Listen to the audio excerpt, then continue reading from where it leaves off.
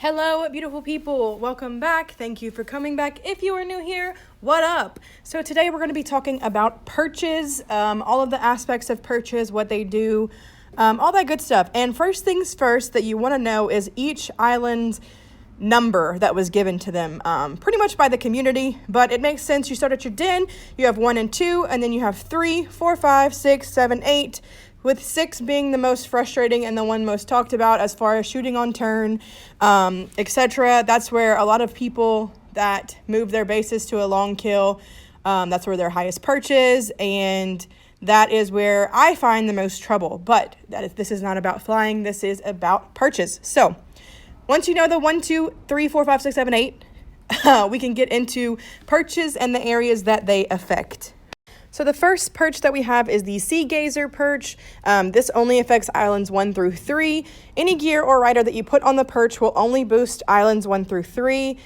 So if you have towers on island 4 or 5, they will not get the HP attack. Any kind of super shot, any kind of buff that can be applied through the perch will not affect towers outside of that 1 through 3 range. The next island is the Riverwatch perch. This only affects islands 4 through 6. Again, any gear rider buffs will only apply through islands 4 and 6. So if this is where your main perch rider is, and you're boosting that long kill on 4 and 5, 3 will not be buffed. It only affects 4 through 6. And then lastly, we have the Stone Spear perch. This only affects island 7 and 8. For me personally, I don't feel like this is a island that I would build up the perch on unless you were extremely in-game, in-tier, max towers, max everything. Then you would build this up, but for most average players, they will never build this up. This is typically where like a mage drain is, or just like filler towers if your base is on 1 and 2.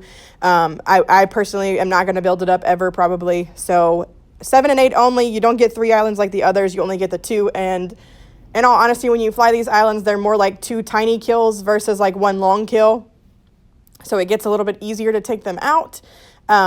So I would focus more on building your base on like 1 through 3 or 4 through 6. I wouldn't really focus on this until you are absolutely into your end game. You can't build anymore. And this would be like your final push. Now, the only thing that I am pretty sure is buffed through all of the base is the construction reduction that different riders have. The rider Sola from last season has the most with a 14% reduction. And then the general Atlas rider that you can hire has 12%. If your perch is level 30 plus, which means that you can put a Mythic Sapphire Dragon like Apophet, Howiset, or Mayhatten on there, then it will apply to all of them. But if you just have like a level 2 perch and you try to put a construction rider on it, it will only apply to like the islands that you put that perch on. So what I did was I built my secondary perch up to level 32, and I just keep my Atlas construction rider on there because it puts that 12% for my whole base versus just that one little specific tower area. So all of my towers get that reduction. Now, we're going to talk about what each dragon does when it is on your perch and which ones I think are the best bet for most players. Sorcerers on the perch, these are not very typical. Not many people have these. Basically, if you have a legendary sorcerer, you get 10% element of the dragon reduction. It does not stack with your totem. So if you have a totem, that overrides the percentage that you would get from your perch. So if your totem is only going to give you like 4%, but your perch dragon would give you 10%, just take the totem away because it's only going to give you 4%, whereas your perch would give you 10. So unless your totem gives you more than your perch, get rid of your totem. So sorcerer on the perch, you get the 10% element of the dragon reduction, and then you get a 15% super shot boost with a legendary. Now, if you have a mythic sorcerer and you put it on the perch, you get all of the above plus a 25% chance for a refunded super shot. A very, very long time ago, I did have Apophet on my perch because I had dark gear and there was no mythic dark warrior at the time for me to put on there, and I can say that I did get refunded on my super shots quite often. So I was able to drop more super shots than like the average player would, but I don't think that the trade-off is necessarily worth it. I don't really think that it does enough to warrant putting a sorcerer on there. Now, hunters on the perch, you get the 10% dragon element reduction, and then you get a 10% tower attack boost. This is extremely painful at N tier, especially if you put your dragon on your perch and you feed it to give it that extra boost. You can typically like 2 to 3 shot a dragon if you have like a max hunter. So if you were a psychopath and you wanted to put Zool on your perch, you could do that and feed it, and it would basically obliterate everyone. Or the upcoming mythics, if you put the Arcana Mythic Hunter on your perch, it will hurt. That being said, I don't find that it is necessarily like a huge thing. I don't really consider that like a plus in my book, just because so many dragons have ways to dodge those perch shots and freeze those perch shots that really you don't really get hit by them that often. The only thing that it boasts from Legendary to Mythic is you get a 10% chance to deal double the attack or 2 times the attack. So that is the perk of having a Mythic Hunter on the perch. Just a lot of attack boosts, a lot of boom boom. I don't know, it hurts and I hate it, but also it's pretty easy to get around.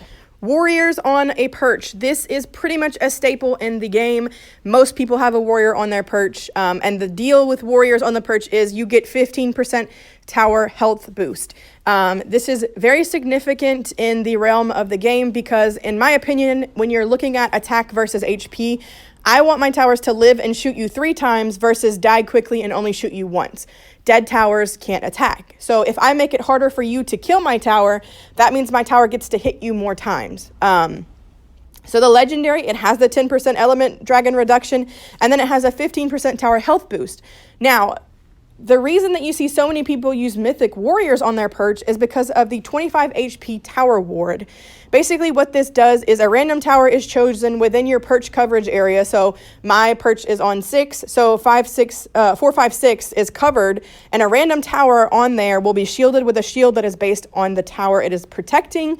So if a tower has 100 HP, the shield will have 25 HP, and the HP bar of the tower will not go down while the shield is active. So you have to get through the 25 HP of the shield before you can even start attacking the tower.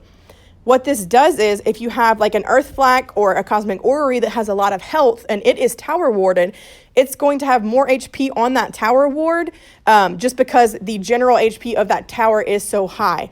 So, and then if you don't target the tower ward, it comes back within a certain period of time.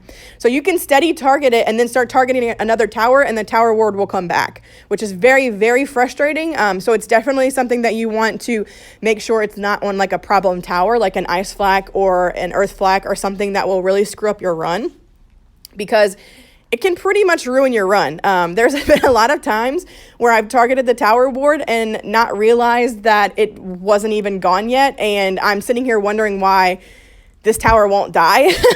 And it's because of the tower ward. Also, whenever you are using auto battle, if there's a tower ward, say the tower is like quote unquote dead and doesn't have any more health, but the tower ward comes back, it won't target that tower.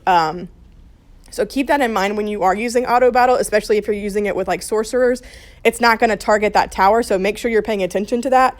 It's definitely screwed me over a few times when I was flying sorcerers, or just using auto battle in general, where that tower ward has kind of screwed me over on runs. So this is why most people use the Mythic Warriors on the perch, and this is what I would typically recommend to most people.